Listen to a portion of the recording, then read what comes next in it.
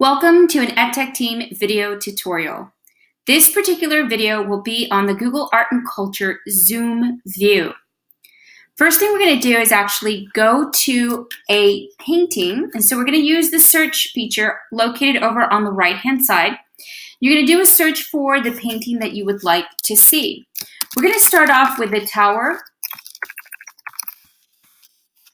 of Babel. And I've already preloaded it, but these are the ones that you would get as a result. So once you find what you're looking for, you simply click on it and it'll take you to that particular painting. Okay, over on the right-hand side, you'll find that there is a smaller thumbnail version of that same painting, and there's a lever that you can use. And if you push the lever over to the right, it'll zoom into the painting. If you push the lever over back to the left, it will zoom right back out. So you can use this to actually get really close and personal to the painting and to be able to see the kind of detail that you wouldn't otherwise be able to see if you were there in person. Because one, you need to walk around with a magnifying glass, and two, they'd probably kick you out. Some of these paintings are actually quite small, so this kind of detail has never before been available to the public. But now with the Google Art and Culture view option, you can actually see this kind of detail. And so this information, like being able to see workers and them actually, doing what they're doing, and in some cases, I'm going to zoom out here so you can see, in some cases, the village and things that are going on over here, those were the kinds of things that you weren't able to see before. Now, these are details that we get to see about paintings, right? Details that we didn't know about before because we couldn't see.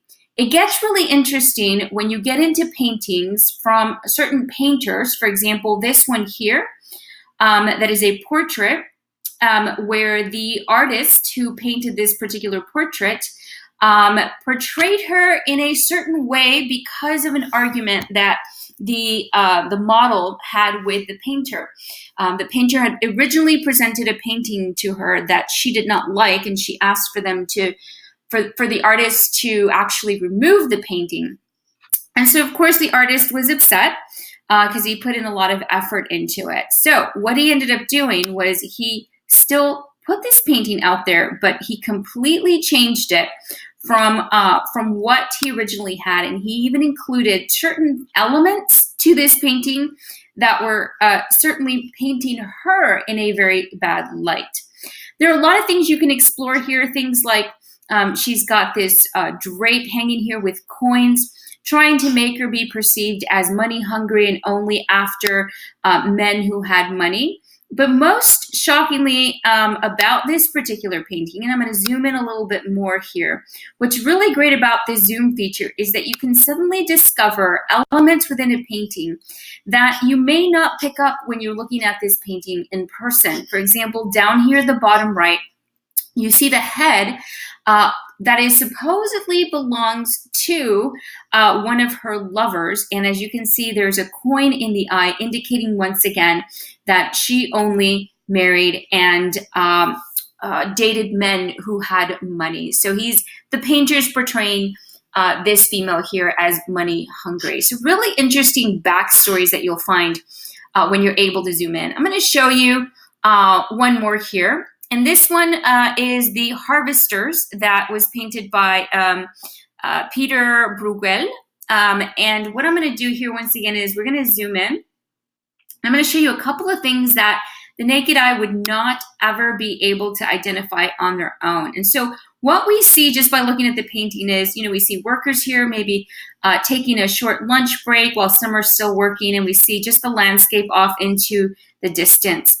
We're going to zoom into that landscape, and you're going to be able to see the kind of detail that we would not have been able to see if this feature wasn't available. So here we see some folks actually playing some sort of game. It looks like they're throwing a stick through a hoop there.